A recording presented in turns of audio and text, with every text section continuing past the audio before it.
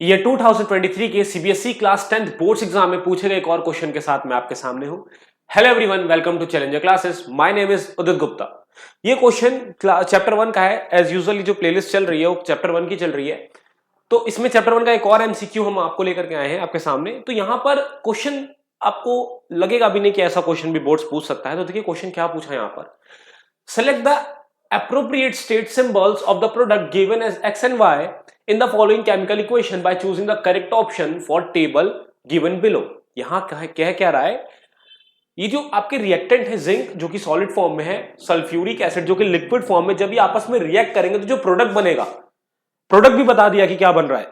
Product क्या बताया है कि जिंक सल्फेट बनेगा यहां पर और साथ ही साथ हाइड्रोजन रिलीज होगा।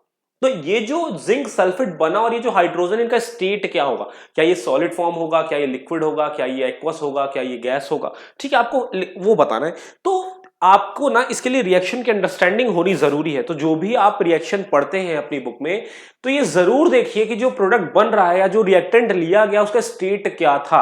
अब आपको इस बात पे भी फोकस करना होगा। इस क्वेश्चन को देख के आपको ये बात समझ में आ रही होगी। तो चलिए इधर डिस्कस करते हैं। देखिए हमारा जिंक जो था वो सल्फ्यूरिक एसिड में हमने ऐड किया, तो अब समझिए होगा क्या।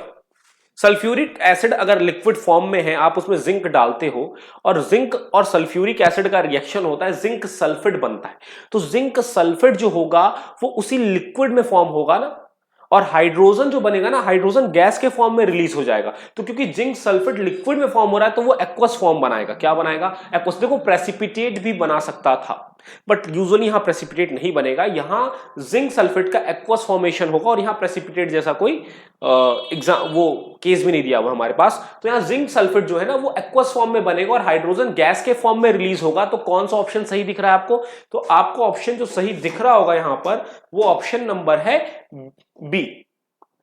कौन सा ऑप्शन है? B option is the correct option कि जिंक सल्फेट आपका एक्वस फॉर्म में होगा और हाइड्रोजन आपका गैसियस फॉर्म में होगा। ठीक है, जिंक सल्फेट सॉलिड हो नहीं सकता, हाइड्रोजन गैस लिक्विड फॉर्म में हो नहीं सकती। ठीक है, जिंक सल्फेट आपका एक्वस तो है लेकिन हाइड्रोजन गैस फॉर्म में होगा, सॉलिड होगा नहीं, तो ये भी गलत हो गया। जिंक सल्फेट आपका गैस नहीं हो सकता, हाइड्रोजन आपका एक्वस नहीं हो सकता। तो ठीक है, तो इस बात का आपको ध्यान देना है।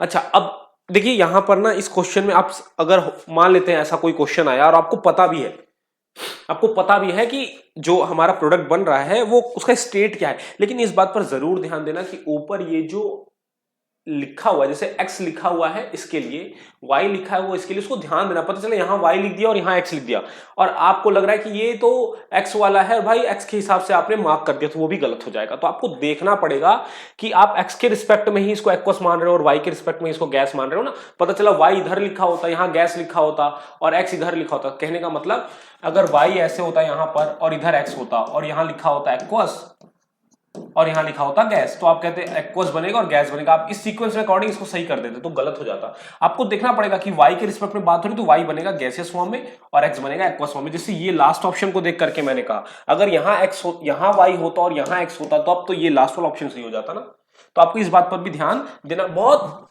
ज्यादा वहां पर ना बहुत ज्यादा इंटेलिजेंस तो चाहिए, मतलब इंटेलिजेंस तो चाहिए, जाहिर सी बात है बोर्ड्स का पेपर देने जा रहे हो, लेकिन कॉमन सेंस भी आपका काम करना चाहिए अच्छे से। कुछ बच्चे गलतियां करते हो, पूरा पेपर आ रहा होता, सब कुछ अच्छे से कर रहे होते, बट छोटी छोटी चीजों को भूल जाते हैं या ध्यान नहीं देते और नंबर कटवा के चले आते हैं। फिर घर आते हैं तो देखते अच्छा ये तो ऐसे हो। ठीक है, तो आई होप आपको ये वीडियो हेल्पफुल रही होगी। ठीक है, हमारी वीडियोस को लाइक करिए, चैनल को सब्सक्राइब करिए। मिलते हैं नेक्स्ट वीडियो के साथ। Thank you.